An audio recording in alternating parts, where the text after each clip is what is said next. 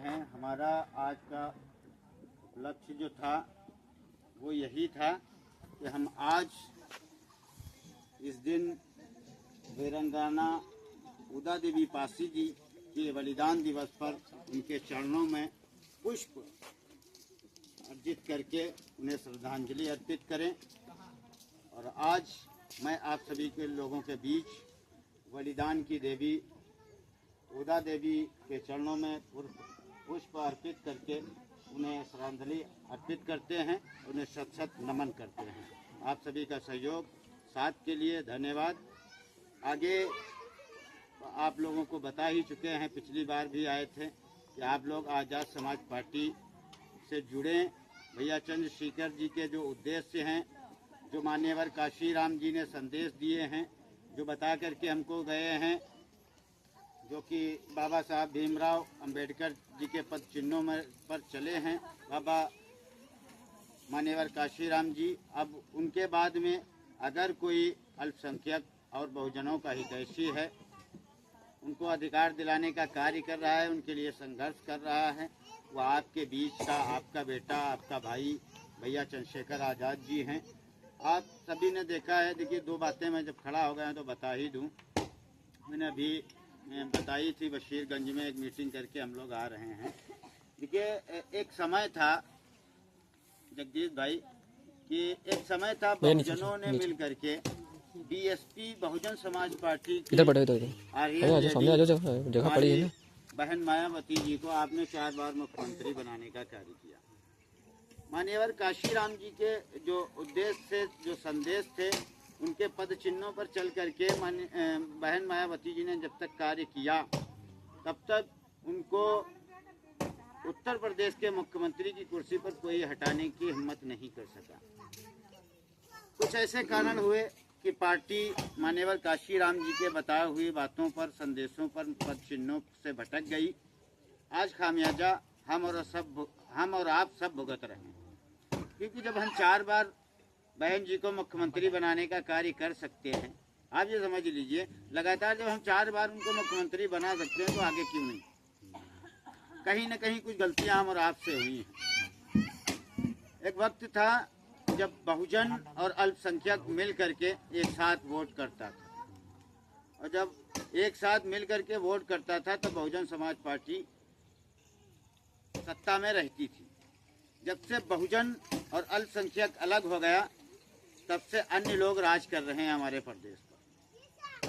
15% वाले कर रहे हैं। उसी को ध्यान में रखते हुए भैया चंद्रशेखर आज़ाद जी ने जब देखा कि हमारी बहुजन समाज पार्टी मान्यवर काशीराम जी के बताए हुए जो उद्देश्य थे, जो उनके रास्ते से उनसे भटक गई है, बहुजन छिटक रहा है, बहुजनों के अधिकारों का हनन हो रहा है, अल्पसंख्यक सताए जा रहे हैं, मुस्लिमों को चिढ़ाया जा रहा है, उनको डराया जा रहा है, तो क्यों ना इन बहुजनों और अल्पसंख्यकों को एक साथ मिल करके इनको संघर्ष करके इनको अधिकार दिलाया जाए।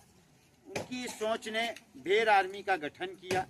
उन्होंने पहले काम किया, एक प्लेटफार्म पर लाने का कार्य किया, और मेरे हिसाब से लगभग वो अपने कार्य में सफल भी हुए।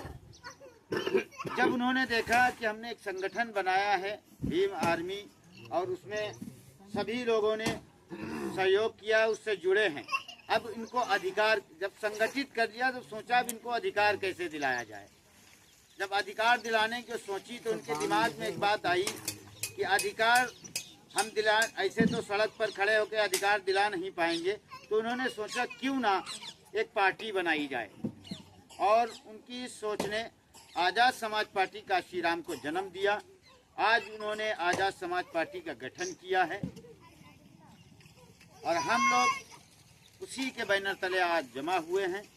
क्योंकि देखिए, भैया जी ने कहा भैया, और हमारे समाज को भी विधानसभा और लोकसभा का सदस्य हमको अपने समाज के लोगों को बनाना होगा।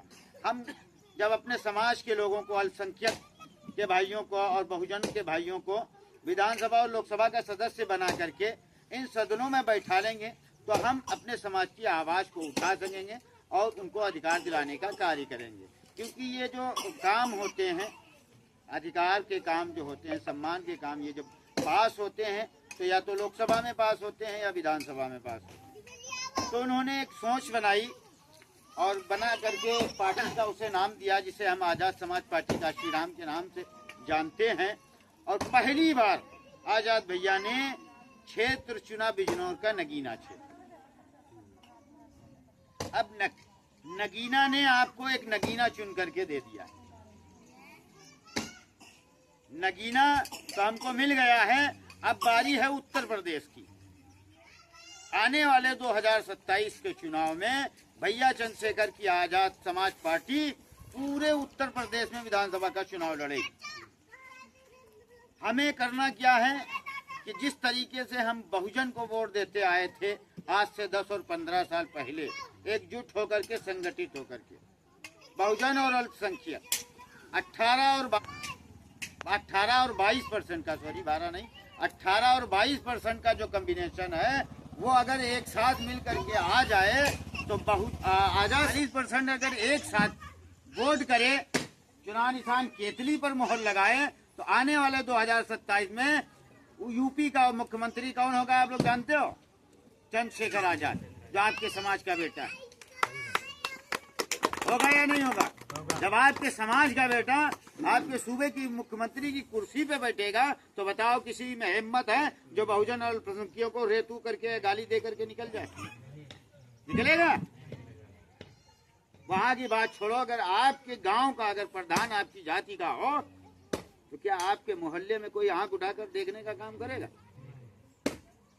क्या आपकी जमीन कोई जो है तहसील का व्यक्ति हथियाने की कोशिश करेगा? बताओ, क्या तहसीलदार आपकी जमीन को हथियाने या दबाने की कोशिश करेगा? ये काट ली इतनी दूसरे को दे दी, नहीं करेगा ना। अगर आपका बच्चा कोतवाल में कोतवाल हो, कोतवाली में, तो क्या आपकी रिपोर्ट लिखी जाएगी या नहीं लिखी जाएगी? बताओ, होगा काम या नहीं होगा? आपके समाज का बच्चा अगर जिले पे डीएम हो, एसपी हो, तो आपकी आवाज को कोई दबाने की कोशिश करेगा नहीं करेगा? आप बताओ, सब बातें खत्म कर दो। अगर आपके परिवार में आपके 10 बेटे हो हट्टे कट्टे नौजवान,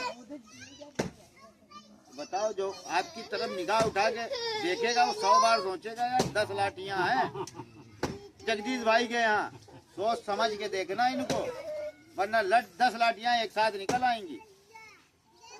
तो ताकत से ही सब लोग दबते हैं ना। और आपके पास ताकत है या नहीं है? है? किस चीज की ताकत है? वोट की ताकत है। आप अपने वोट की ताकत को इस बार 2027 में इस्तेमाल करिए और भैया चंद्रशेखर आजाद जी को उत्तर प्रदेश का मुख्यमंत्री बनाने का कार्य करें, जिससे हमारे समाज को अधिकार मिले। हमको बराबर बैठने का अधिकार बाबा साहब ने जो दिया है, जो संविधान ने हमें आजादी दी है, उसको बनाए रखना बड़ी बात है दोस्तों। हमें उसको बनाए रखना है, उस आजादी को बरकरार रखना है और हमें अधिकार दिलाने का काम भैया चंद्रशेखर आजाद जी ने जो प्रण लिया है, उन्होंने उसको पूरा करने का काम भैया चंद्रशेखर आजाद जी करेंगे। आप सभी से मेरा निवेदन है, हाथ जोड़कर विनती है, किसी के बहकावे में ना आए। देखिए, माननीय मुख्यमंत्री जी का एक नारा है, कटोगे तो बटोगे,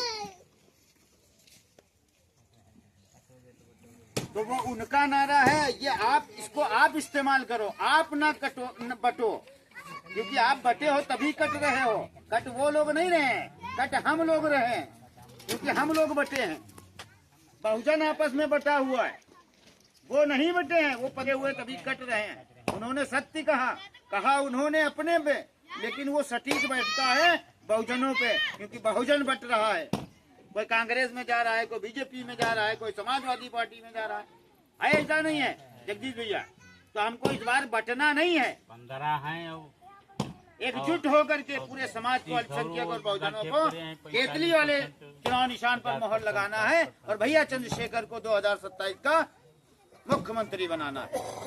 जय हिंद, जय भीम, जय संविधान।